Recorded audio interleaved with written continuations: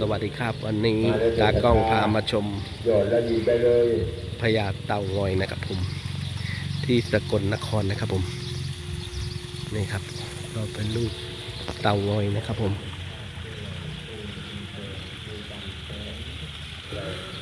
นี่ครับเดี๋ยวไม่ทูกอยู่แล้วนะครับก็มาขอโชคลาภเต่างอยนะครับผม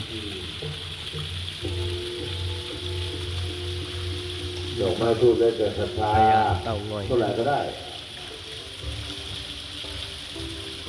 แต่ศรัทธาของเรามาแล้วก็อยากให้กราบให้ไหว้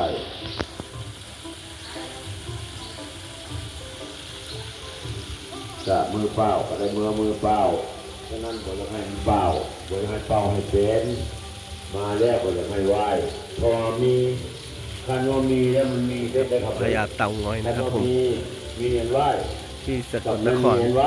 เป็นอำเภอเต่างอยเลยนะครับผม ฉะนั้นก็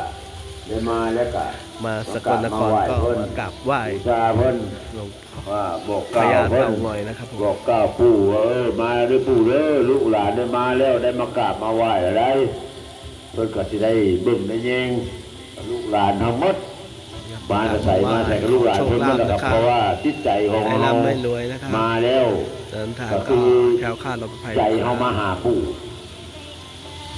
ฉะนั้นเพิ่นก็ต้องเบิ่งลูกเบิ่งหลานปู่ก็ดี นี่ครับ ฉะนั้นกับลูกหลานมาแล้วใครปู่เบิ่ง